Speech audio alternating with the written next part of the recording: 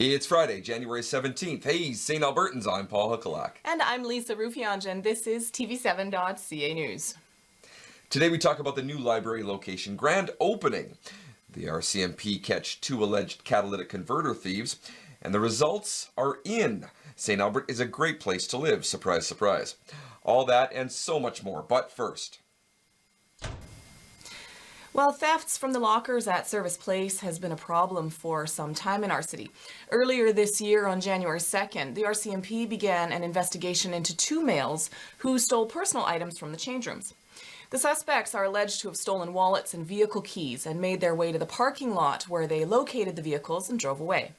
They then proceeded to use the victims' credit cards at various gas stations in St. Albert as well.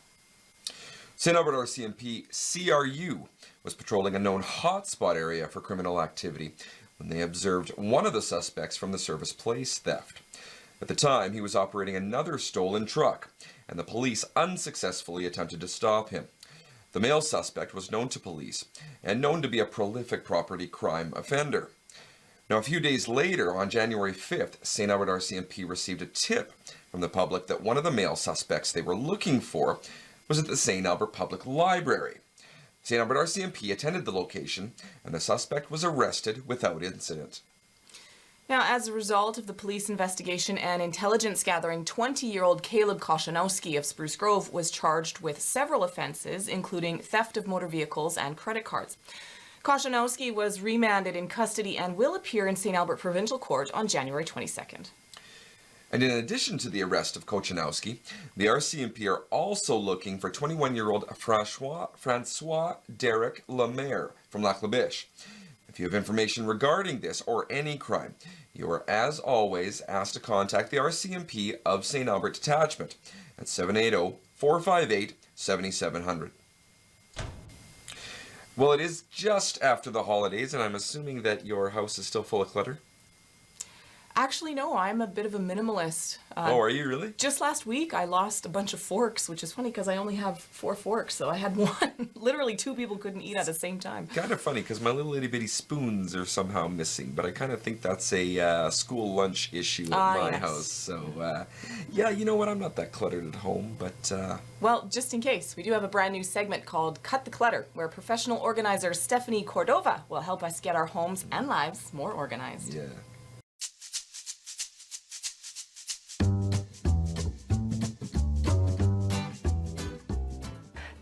Before doing any organizing is to cut the clutter.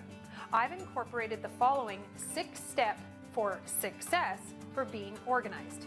Simplify, separate, sort, space, systems, and sustain. To start, we're going to talk about simplifying and separating. Purging all your unneeded, unused, and unloved items leaves you with a home filled with items that you love and use. So while simplifying, touch things only once. Don't make just-in-case piles and decide the first time. Ask yourself some hard questions. What is your priority? Your stuff or some space? Feel good with your clothes, for example, and pick only the things that you love wearing. Don't start with an emotional area the first time. If pictures are very emotional for you, maybe start with your junk drawer. And simplify your thoughts as you're doing this. If you have a lot of negative thoughts, check those out first. And last but not least, when you're simplifying, notice the benefits as you get started and as you're organizing, and carry that momentum to allow you to keep going. While you're purging, separate the items that you do and don't want into piles of donations, garbage and recycling, and maybe the reuse center. As many piles as you need to keep it straight in your mind.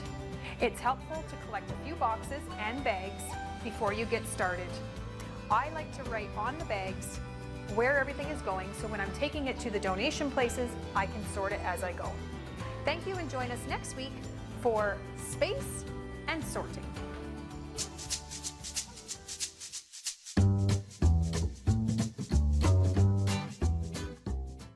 Well, if you're one of the few residents that wanted a new library, the day you've been waiting for is this weekend. Now, the new storefront library located in Jensen Lakes is already open, but the grand opening celebration will happen this coming Saturday. You You can drop in from 11 till 2 to enjoy refreshments, as well as the chance to spin the prize wheel for some great library swag. The formal program will begin at 11:30 a.m. and will feature remarks from Mayor Kathy Heron, Library CEO Peter Bailey, and more. The 4,000 square foot location was a compromise to the unpopular proposed branch library, which was struck down in the 2017 municipal election. This new location will house about a fraction of the items on the shelves as the main branch located in St. Albert Place. Some of the programming from the main branch will be offered at the Jensen Lakes location, including the popular drop-in Sunrise Storytime every Saturday. Jensen Lakes Library opened to the public on January 2nd, and 1,200 citizens came through the doors that day. Now, we've been hearing positive comments every day since from people who find the north location easier to access, said Library CEO Peter Bailey. The next step, which has been on the minds of many library patrons, is programming. Beginning in February, we're pleased to bring 2 of the library's most in-demand programs and services to Jensen Lakes, a Saturday morning story time and mini makerspace. Now you can check out the new location at 880 St. Albert Trail right by Landmark Cinema. The City of St. Albert awards environmental initiatives grants each year. In 2019, the program received 17 applications with over $90,000 in requests. The Community Living Standing Committee recommended to City Council that a total of $33,200 be approved. Now, one of the recommendations was to approve the approximately $3,800 the St. Albert Tool Library was requesting to assist in the purchase of tools. Now, if you haven't heard of the St. Albert Tool Library yet, you should check them out on their website. Other recommendations were for various school projects, including $4,000 for Bertha Kennedy Elementary School's outdoor learning space, almost $900 for Kinosheo Elementary School to create a Green Team Environment Club, and over $1,600 for Paul Kane High School to develop and deliver an environmental leadership presentation to elementary schools. And for more information about the city's environment grants, check out their website. Every week we welcome Michelle Parker with Let's Get Fit.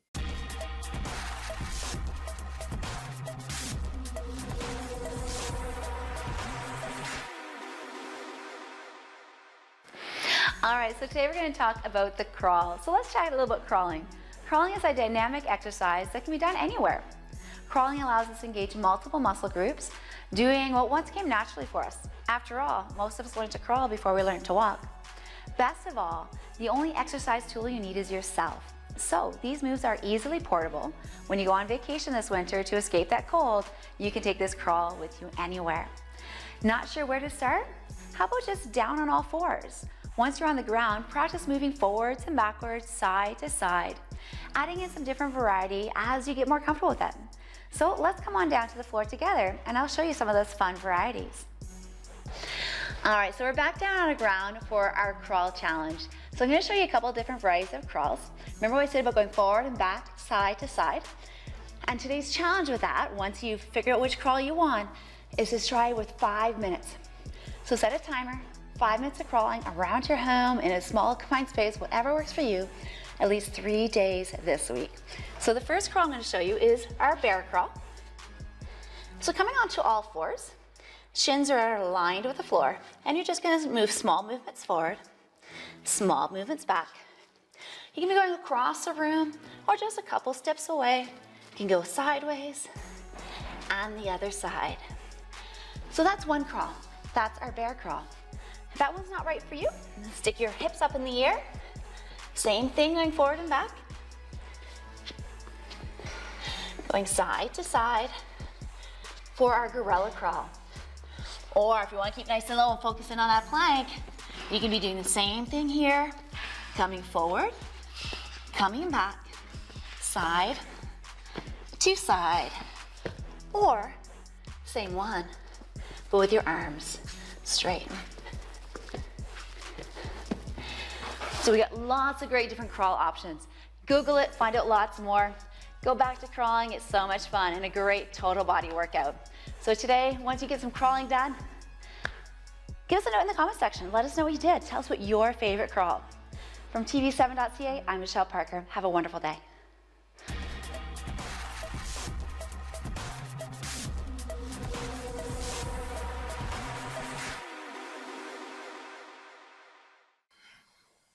it's a new year, but we are still hearing about the same old problems. On January 5th at approximately 4:45 a.m., St. Albert RCMP received information that there were 2 suspicious males roaming around Ron Hodgson used car lot, checking vehicle doors. Now, police immediately attended the area and located 2 males who were underneath 2 vehicles. Yeah, the suspects were found with reciprocating saws, with one of the saw blades halfway through the exhaust pipe of one of the vehicles. Now, it appears that the suspects were allegedly attempting to steal the catalytic converters. A search of the location turned up 2 bags containing catalytic converters located on the corner of the used car lot.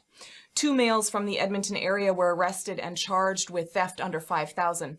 Both males are to appear in St. Albert Provincial Court on February 10th. And of course, if you have any information about this or any crime, you can also remain anonymous by contacting Crime Stoppers at 1-800-222-8477. The Visual Arts Studio Association of St. Albert, or VASA, is an artist-run centre in the heart of our city, located in the old RCMP building at 25 Sir Winston Churchill Avenue.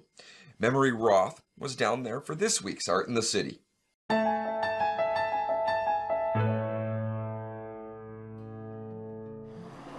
I'm here with Carol Witamniak from VASA. Welcome, Carol. Thank you. Can you tell us about this wonderful studio and gallery that you have here? Well, this was started many years ago, actually. It was a good idea, and I think I talked about it before when you interviewed me, how Pat Wagensfeld came to me when I was on City Council, and we worked out this whole thing. But it's a wonderful organization, and I'm still here because I really think this organization is great. I am very impressed by the 23 resident artists that are here. They all have their own studios. Most of them work in their studios. There's some, like mine, it's not near big enough, so it's strictly a display case, or display room, I guess you would say. Anyway, what I appreciate, I think, about the organization is how generous all of the artists are. And that really kind of threw me, I think, when I first started, because I think sometimes people think, well, we're giving them a space to paint and they just care about their art. But that's not true. They care about everybody here, and I often see them helping each other or sharing a new idea in their techniques or whatever, and that has really impressed me. So, can you tell us how many resident artists actually are in the building? Well, there's 20. I believe there's 23. And so, what type of art can we find here? Well, you can start off with my I'm a mixed media jewelry designer, and we have a lot of painters.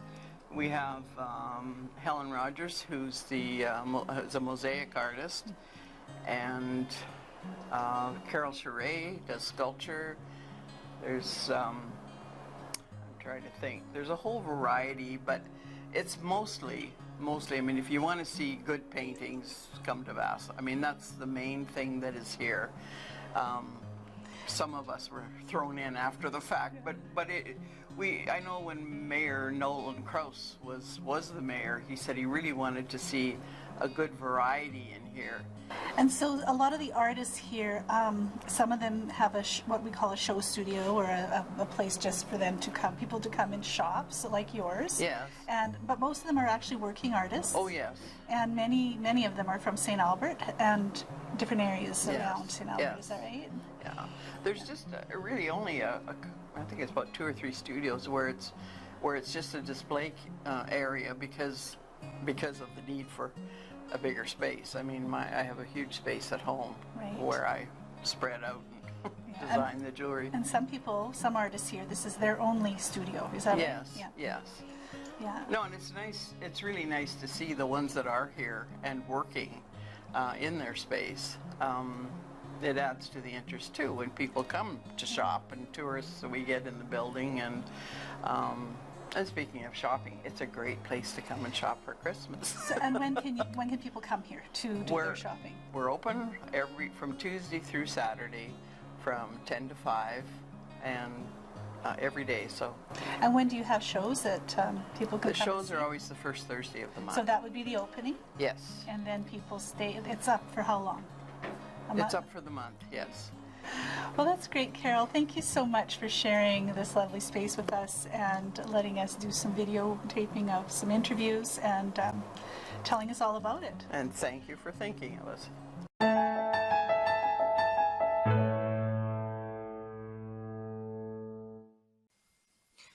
Did you by chance happen to participate in the community engagement survey last year? Well, if you did, then you are probably one of the 98% of respondents who said our city's quality of life was good or very good. Top factors contributing to a high quality of life include the park system, green spaces, and our trails. The friendly people, small town feel, and a low crime rate were also factors in the rating. However, the respondents were not so happy with the high taxes or traffic volume. Ironic. About? The, low crime rate. And we were just had a talking story how many about stories catalytic about converters. crime? It is what it is. Can't be perfect, I guess. It's still a great place to live. It is a great place to live. Only 27% of respondents complained about the high traffic volume.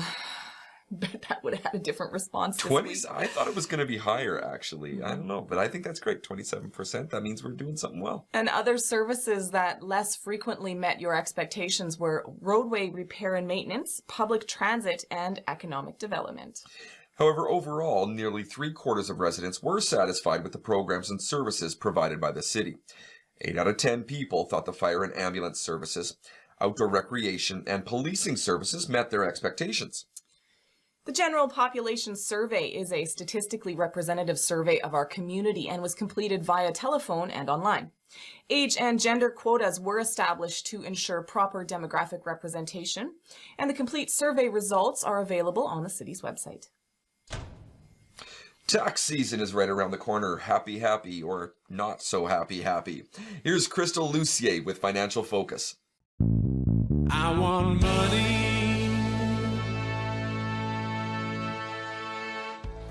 Reporting a change in marital status or address is more important than you might think.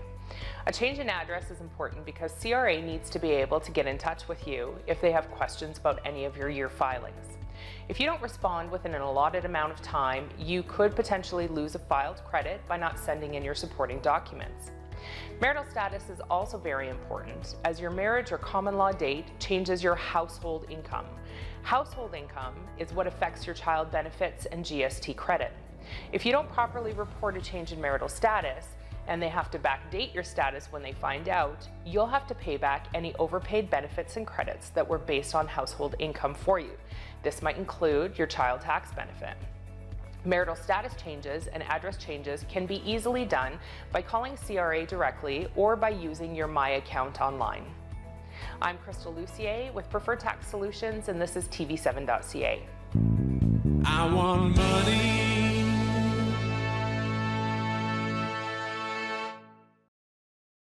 Well, that'll do it for yet another week. St. Albert, this is your community news station. So if you have any community events or news you would like us to share with our viewers, please send us an email at news@tv7.ca. From all of us here at the station, I'm Lisa Rufianch. And thanks, guys, for joining us. I'm Paul Huckalak. Have a great week.